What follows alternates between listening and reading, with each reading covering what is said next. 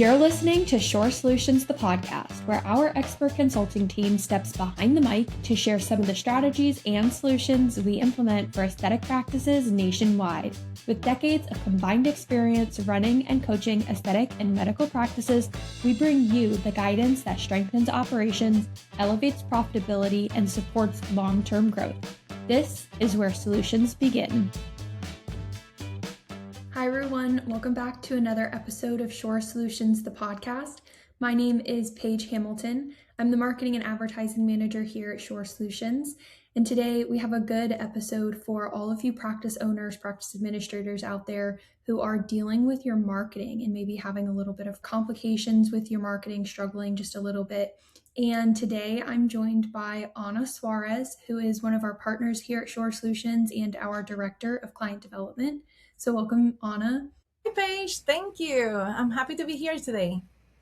Yes, and both of us are very heavily involved in the marketing, both internally for Shore Solutions and very heavily involved in our client side as well. We see all of the things that our clients have been struggling with. So we wanted to give you a little bit of hope if you're running your marketing internally, because maybe you're just starting out, maybe you're not in a position to hire a marketing agency just yet. We know that marketing can feel very overwhelming when you're doing it yourself.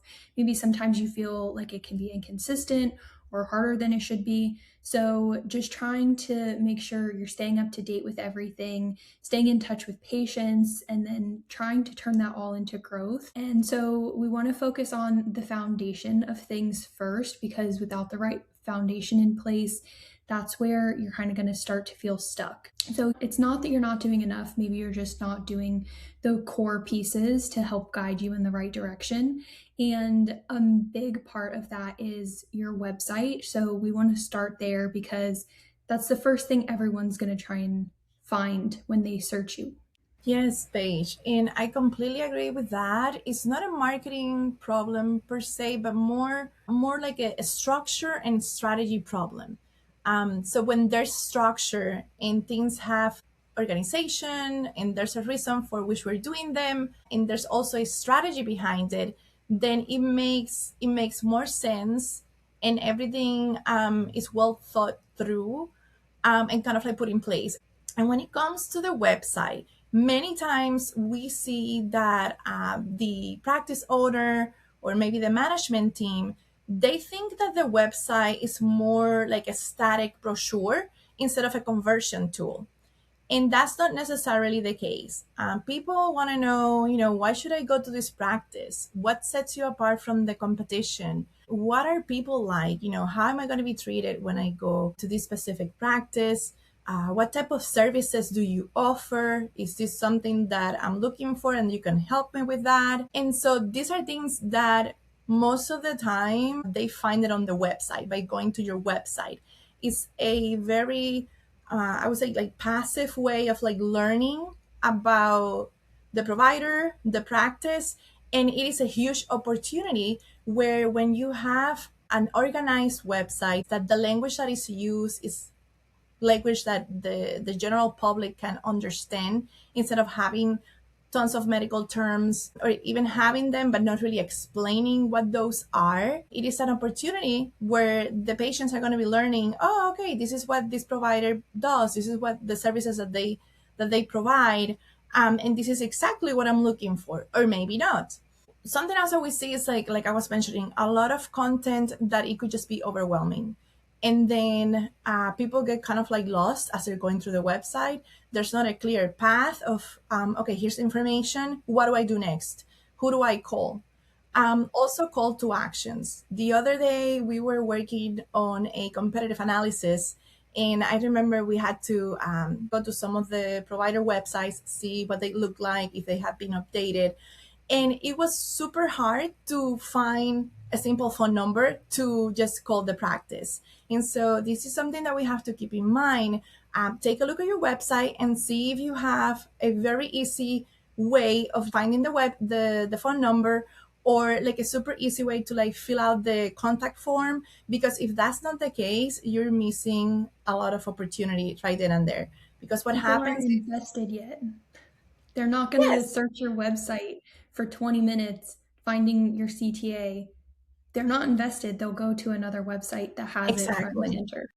That's just what I was going to say too, because then people are going to be like, okay, I can find the contact information. I don't have time for these. Let me just go and check out someone else's website. Or maybe someone called them, as they were like going through the website, or, some like a message came through and they're like, okay, I'll do this later. And then they just leave, and then they may not come back to it. So you want to make sure that the content on the website is listed with like common terms that just like the general people, general audience, when they go to it, they can understand what it is that you do, the services that you offer. It's really easy for them to pick up the phone and call the practice, or just click on a link and fill out the information that is needed, so that someone can contact them. Or if you even have like a little chat, like now with AI, you could just have an agent, an AI agent, just kind of like answering the basic, most common questions that patients may have, and just make that whole experience really easy for them to find information and to take action.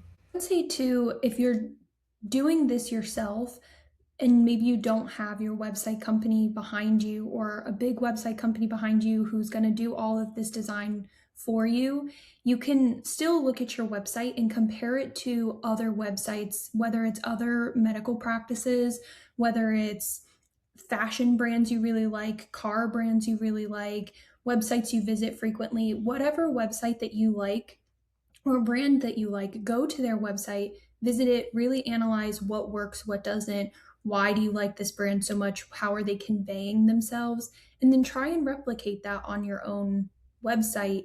Usually, the back end is very drag and drop friendly. It's very easy to kind of go in and edit things yourself. Make sure you have pretty pictures, don't use something that's outdated. People are wearing current clothing, they're not in something that looks dated, because then that will also give the impression like, oh, they haven't updated their website in 10 years. So just there's small things like that, if you are doing it yourself, that you can make those improvements that Anna was talking about in an easy way that will just elevate your site. Make sure it matches your branding. People will go to a website, and if they just see a white web page with text, they're going to think, oh, maybe this isn't like a reputable brand. This isn't a reputable business that I want to go to. So just having different design elements, using the drag and drop, maybe using a pre-built template, are little things that you can do to improve your website if you are doing this yourself. Yes. And also remembering, if your website isn't converting, it's not really working. It's just kind of like something that you have sitting there. The whole purpose of the website is to kind of like act as your sales agent, even if you're not, talking or providing any information to the patient right then and there. So the website is just like kind of like a passive way where potential patients take a look at the information, at the services that you provide. But just keep in mind, this is not a static tool. It's something dynamic. And there's so many ways of optimizing this tool, right? Like even adding a gallery with before and afters. I couldn't even count how many clients we have worked with that they don't have a photo gallery on their websites. And so it's really hard for the potential patient to see what your work looks like and what type of results you're able to provide to patients. So always keeping in mind that having something visual, like before and after photos, or even some videos of the provider just kind of like welcoming patients to the practice or speaking about his or her area of expertise, is a huge help when helping patients to decide where to go, who to see, who to call. And then also keeping track of that. There's multiple ways with Google Analytics that you can see what are patients looking at. What are the most visited pages that they go to get information. Maybe you realize that a lot of your potential patients are going to eyelid surgery page, or maybe like a facelift, or maybe it's the dermal fillers. This information is all recorded with the analytics and the metrics. And you can see how many clicks for each of these procedures, or if they're going to like a specific page. And then you can utilize that information to reach out to the patients, to put campaigns together and reach out to your patient base as well. And these are just like forms that are going to help you to elevate that experience and also to increase leads or, potential patients to actual real patients. Those are all great points, Anna. And we actually have another episode going very in depth on a lot of what you were just talking about with the analytics and other metrics you should be looking at on your website. So this will be episode 147. You can go check that one out once you're done listening to this one. It's titled The Difference Between Hiring a Marketing Agency and Leading One. So if you're watching this episode, maybe you don't have a marketing agency, maybe you are your own. There's still a lot of really good information for you to go check out. All right, and then the next thing that we want to talk about is once you actually have the patients inside of your practice, what to do then, because just having good information on your website isn't enough. As Anna said, a lot of people kind of think about it as very stagnant. It's your brochure for people, but you want to actually have brochures and information inside of your practice. And a lot of times we hear people say that they don't want to be a salesperson. Once they're with their patients, they don't want to be pushy, but that you're also a business and you're trying to make money, and maybe they don't even realize that you have other services that they do want, and then you're missing out on them. So there's kind of a good balance of maybe not being too salesy, but then also providing them with enough information. So the next topic we want to talk about is in-office marketing. Yes, and that's another one that is a big one, right? It's a big missed opportunity because once you have the patient, right? Once you have the patient walking and have interactions with the team, the provider, there's a lot of opportunities to communicate what it is that you're offering, right? They won't be asking about services that they don't even know that you're offering. So assuming that patients know every single thing that you're able and capable of doing is a mistake. And so one of the ways of providing information, there's multiple ways, but for example, the first one would be with brochures or marketing collateral. So having some signage promoting the services that you offer. We were just working with one of our clients, and she's getting ready to introduce a new service within her existing practice. And we were just talking about that. Do you have signage?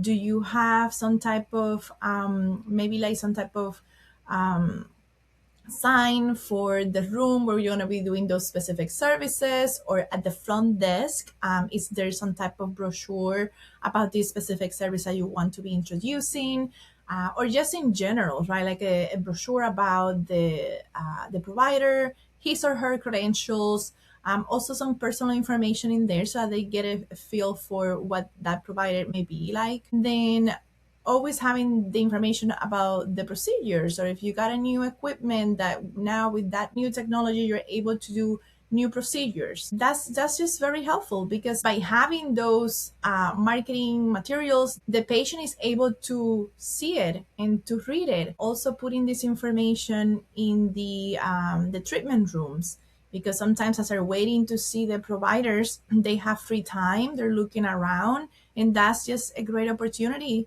to have them read about the services that you offer, and how that's going to benefit them. And make sure too that you're using branded, unique to your practice and your business, all of these marketing materials, that they're yours, that they're not the generic ones that you're going to get from the reps that come in. You don't want the generic vendor information.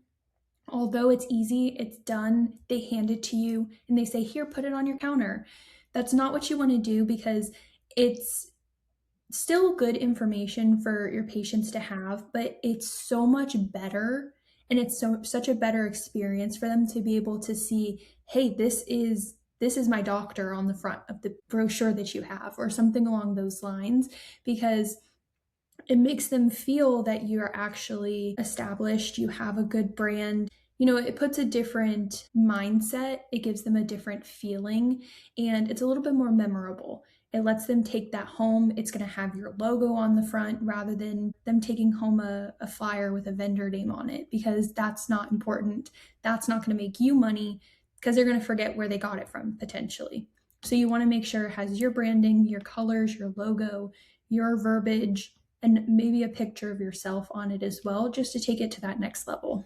Yes, that's a great point. Always customizing things to your practice, to your services, to your providers, because everyone is different and everyone has different skill sets and experience. Another missed opportunity as well in the marketing for the practices, it would be your team. Just kind of like training them to be able to, they don't have to be an expert in every single procedure, but they do have to have a general idea.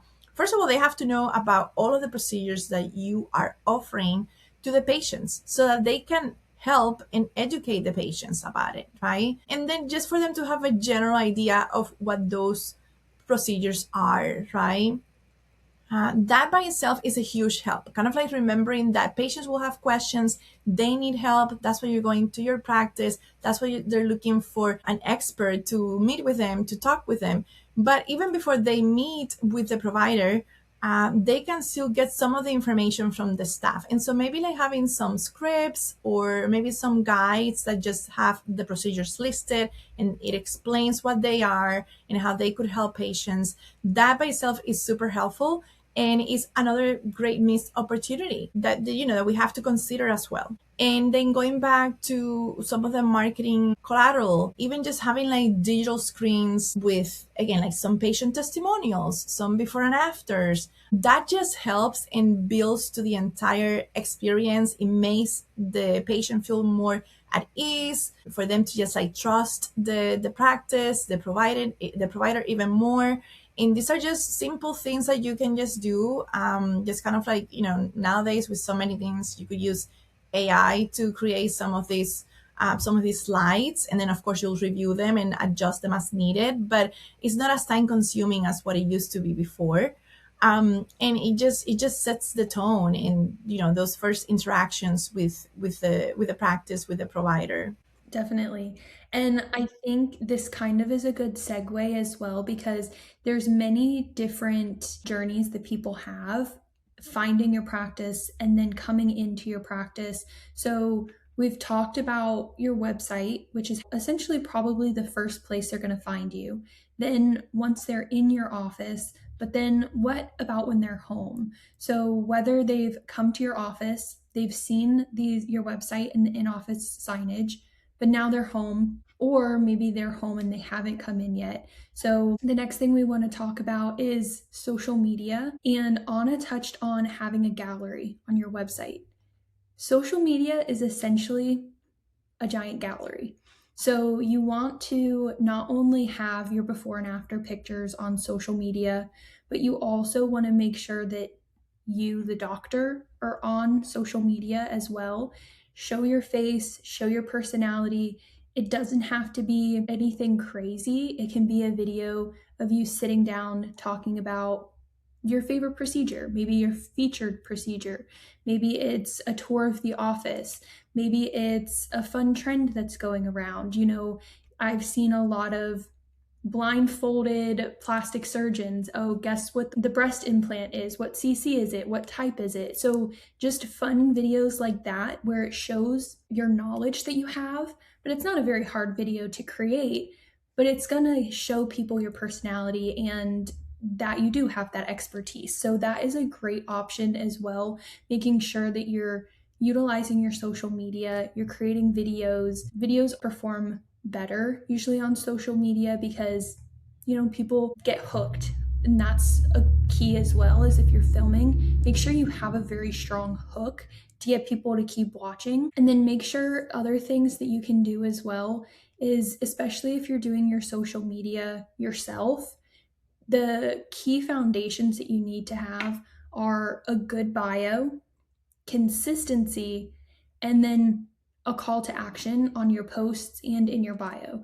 So you want to make sure you have a link to your website, your strong website, as we've already mentioned, and it should take them to like a booking page as well. So you always want to have in your captions, call us, schedule a consult, read our other testimonials. You want to encourage them to take action if they're looking at your posts.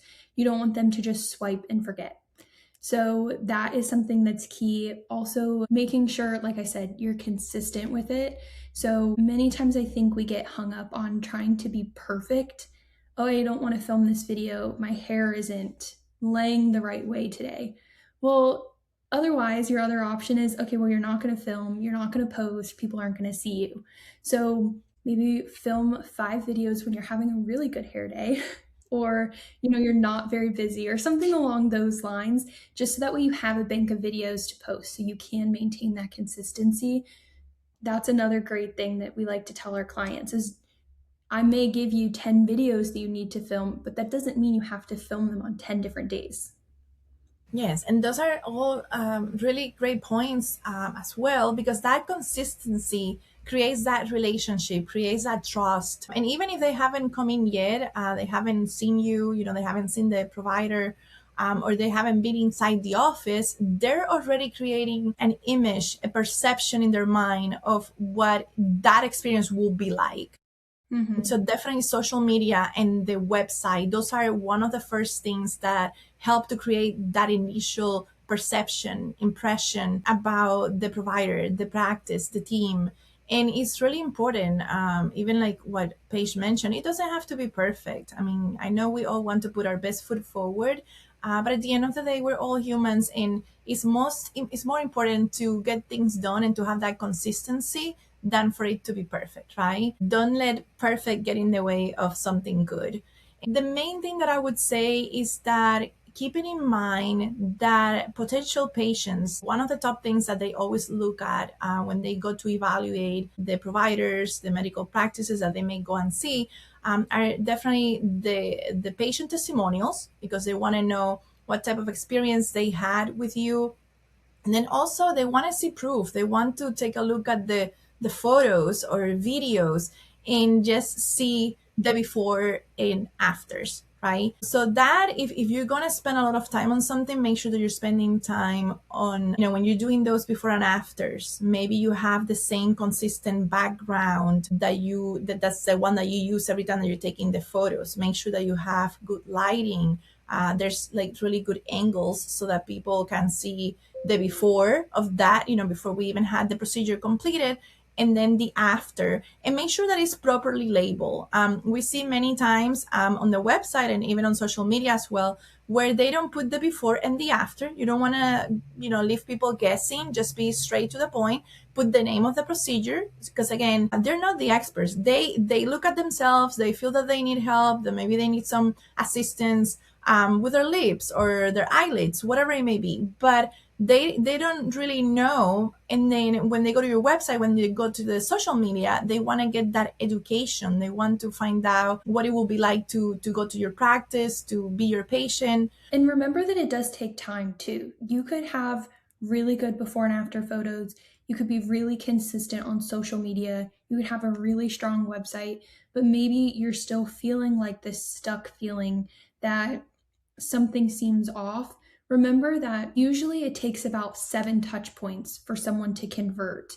It's very rare that someone will see an ad on social media and then go to the website and check out within 5 minutes. I mean, sometimes that's the case, there's always exceptions, but usually people aren't as impulsive, especially when it comes to something elective like this, especially if it's surgery and they're spending tens of thousands of dollars to get a procedure done, or even if it's something smaller, if it's cosmetic injections or something along those lines, it's still a big decision that people are making. So it may take them closer to that 7 touch points to finally convert, that they see that they have that trust through seeing your posts, through looking at your website a few times.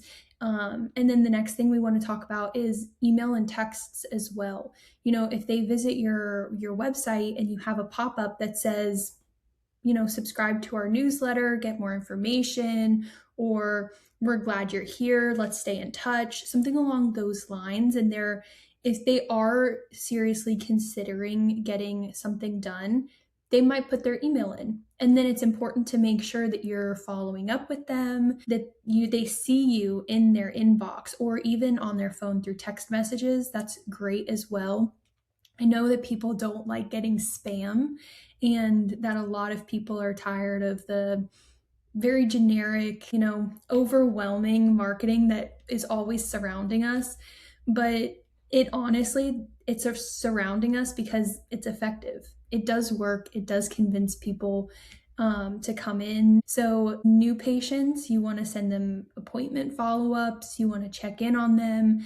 If they've called, you want to make sure you follow up with them, see if they've changed their mind, why they didn't schedule a consult, or let them know, hey, your consult's coming up. Did you have any questions before you come in? Same thing with appointments. If they come in, follow up with them. How is their appointment? Are they ready to book their surgery? And then also, if you haven't captured them as a patient yet, and there's still a lead, making sure you're following up with promotions or even doing some sort of drip campaign where when they first join, you're introducing the practice. It's not very sales heavy at first. You're introducing the doctor, you're telling them about the experience, what sets you apart. Then maybe the next email, it starts to introduce, like, hey, this is our featured procedure. You may be interested. What are the next steps? And then it goes on from there. You can have many different drip campaign styles. But you want to be reaching out to them because that also is part of the 7 touch points. So if, say, social media is 1, your website is 2, then they put their email in, so they get an email, that's 3. Maybe it takes them a couple emails. So then they get a few emails, they're finally in your office, they come in, now they're seeing the brochure you have on the counter. Maybe they only came in for a consult because they have a few wrinkles, they want some neurotoxins put in, but then they see your nice pamphlet that you have on your counter. And they're going to open it up and they're going to see, oh, well, maybe I'm actually interested in a mini facelift or something along those lines instead. So it's just all of these things put together make a big difference. They certainly do. It's kind of like going back to what we were mentioning at the beginning, where the problem is not the marketing, but it is the structure behind it, the strategy behind it, and being intentional with what it is that you're doing. We just don't want to be doing these efforts just to do something fun, or I just remembered to do it today, so that's when I'm going to do it. No, we need to have that consistency, that follow up in place. And it's kind of like a layered approach. That's kind of like what we're discussing here, a layered approach, and just keep educating and nurturing those leads and that people that you already have as part of your, even as your patient base, because you want to retain that patient and extend that relationship, because that's going to bring many other possibilities in the future. Like maybe someone came into your practice for Botox or fillers, but then eventually when they get to their 40s or 50s, they're like, okay, you know what, I'm ready for the surgery. Like I'm ready to like change this here, or I really need that help. So it is a journey. It's not a transactional relationship, especially when it comes to your doctor or whoever is doing your fillers and your Botox. These are things that you are doing on a recurring basis. And so you want to make sure that you're building that personal relationship, and that you're really caring for your patients, and that they feel that they can keep coming back time and time again, because they trust you, and because they've gotten to know you, and because you guys have some things in common, or whatever it may be, or because you're like super knowledgeable on that specific procedure or whatever. But these are things to keep in mind. And yeah, that's just kind of like, it's a layered, consistent approach. And at the end of the day, it's not about selling, it's about servicing your patients, educating them, and helping them to get that opportunity to improve their whatever concern they may have. Because at the end of the day, that's what it is. It's a human relationship. It's a service that you're providing to others so that they feel better, so they can elevate their lives and how they feel about themselves. And so the more that you can do when it comes to that, the more details that you take into consideration and have that overall strategy, and then put a structure and a process in place, the better results you're going to get. If you'd like help with that as well, I know we've covered a lot, and Anna was talking about, details, strategy. Trying to figure this out can be a lot on your own. So I wanted to share that we do have a program called the Marketing Foundations. And if this episode has really resonated with you, if you feel like these are points that you need to improve in your practice, we have the Marketing Foundations. It's a 12-week course where we will help you create these solid foundations, making sure you have a strong brand, a good brand voice, getting these elements in place so that way you can just keep building upon them. And Anna, do you want to talk a little bit more about that program? I know it's a little bit of your baby. Yeah, it's actually a really fun program because we get the opportunity to work with the practices. And if they're just like starting out, we can talk about, everything that is going to be needed in a strategic marketing plan. So we pretty much paint the entire picture of like, okay, this is where you are, this is where you need to be, and these are all of the steps that you need to take in between, right?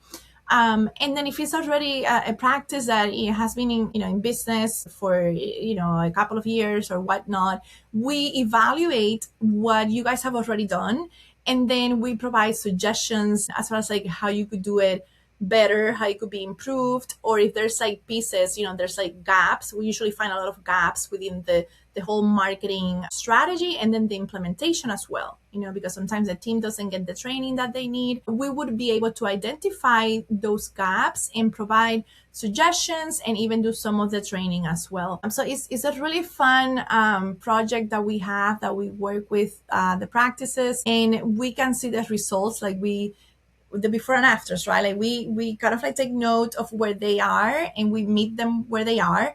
And then throughout that process, we provide, our expertise, and we help them to implement it, not only just talking and having a conversation, but also the most important part, how do you get that implemented and incorporated in your daily processes so that you see the results that you want to get. And with that comes along the goal setting as well.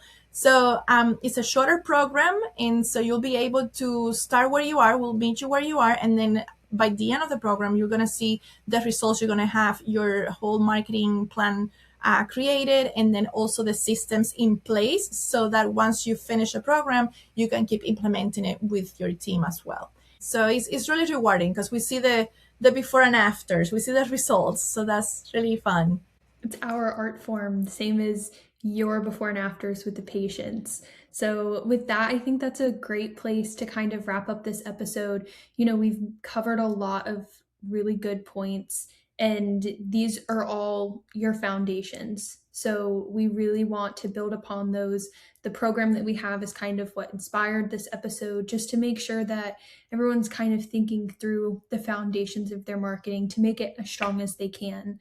So with that, Anna, do you have any concluding Yes, advice? I think that this is a topic. We get these questions all the time, or sometimes we don't get them right away. But as we work with our clients, they come up in different shapes and forms. And so we thought that this would be really helpful. So in a nutshell, we're kind of like telling you these are the missed opportunities within your marketing and your implementation as well. At the end of the day, the marketing isn't about doing more, but it is about doing the right things in a structured, strategic, and consistent way as well.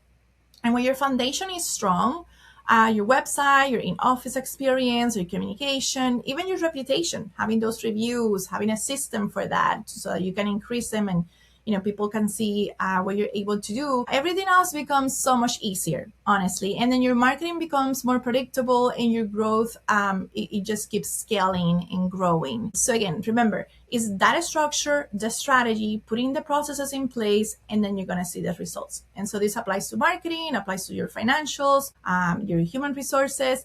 But today specifically, we wanted to cover the marketing topic. So that's perfect. And with that, we thank you for joining us on this episode of Shore Solutions, the podcast. Before you go, new episodes are released every 2 weeks, offering perspective on the decisions, systems, and leadership behind well-run practices. For continued insight between episodes, follow us on social media at Shore Solutions. This is Shore Solutions, the podcast.